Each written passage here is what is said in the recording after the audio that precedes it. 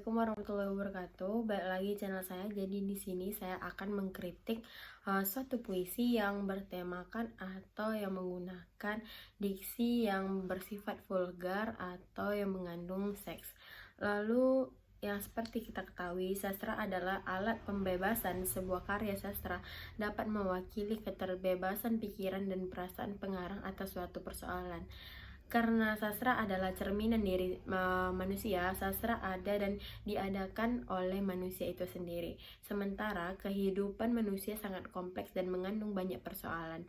Disinilah karya sastra hadir untuk melakukan daya kontrol dan pencerahan. Sebuah karya sastra, khususnya puisi, memperjuangkan pembebasan manusia atas segala persoalan yang mengarah kepada nilai-nilai kemanusiaan yang sebenar-benarnya. Dalam laku sastranya, seorang penyair berhak untuk sebebas-bebas menggambarkan realita dengan berpuisi, baik realitas diri ataupun sosial yang mempunyai cakupan yang luas, selagi ada nilai yang ditawarkan kepada masyarakat. Penyair mencoba untuk mengutarakan sesuai terhadap realitas yang ia temukan dan ingin berpesan melalui cipta sastranya kepada orang lain tentang suatu yang ia anggap sebagai masalah manusia. Penyair berusaha menghadapkan diri dan pemikirannya pada suatu kenyataan yang ditemukan dalam masyarakat atau realita objektif. Realitas itu dapat berbentuk peristiwa yang atau norma-norma dan pandangan hidup yang berlaku di masyarakat. Seperti pada fenomena sastra seks atau karya sastra puisi dari penyair yang mempermasalahkan masalah seks dan mengeksplorasikan masalah itu secara bebas, seperti masalah moralitas masyarakat yang memperhatikan kelunturan budi dan sikap kepancasilaan, ketidakadilan dan pelecehan terhadap kaum perempuan, dan masalah-masalah lain yang dapat membuat penyair merasa tidak puas terhadap hal itu dan ingin melakukan pemberontakan dan memprotes melalui puisi yang ia tuliskan. Salah satu yang kita ketahui ada Pohon Perempuan karya Djoko Pinurbo, yaitu berikut ini contoh puisi yang ia buat. Pohon perempuan itu masih berdiri anggun di tengah kota, walau sudah sangat tua umurnya. Teman-temannya sudah tumbang dan roboh semua, tapi ia masih tegar di sana. Aku ingin mencicipi sepasang buahnya yang indah, yang selalu tampak segar dan basah. Tapi kata orang itu buah keramat dan tak boleh seorang pun memetiknya. Pohon keramat itu selalu ramai dikunjungi peziarah yang datang untuk memohon berkah dan tuah. Dan kata orang, hanya yang kudus dan bersih hidupnya boleh ke sana. Sedang aku seorang pendosa yang ketika lahir saja sudah tega menyiksa dan melukai seorang wanita.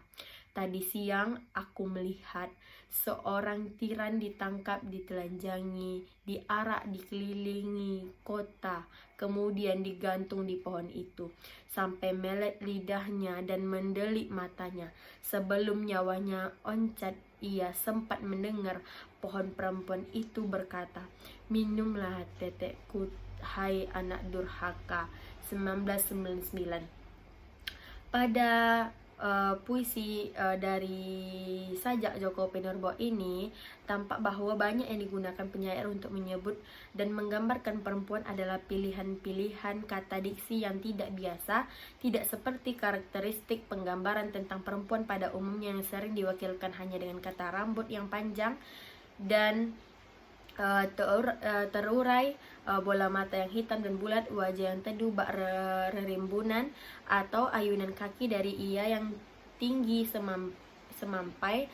Laku estetik yang dipilih Djoko Pinurbo adalah jalan ketubuhan, tubuh yang benar-benar hendak dipolosi, ditelanjangi. Maka bergelimanglah puisi itu dengan diksi-diksi seputar wilayah dada dan organ vital lainnya, seperti pada puisi Pohon Perempuan.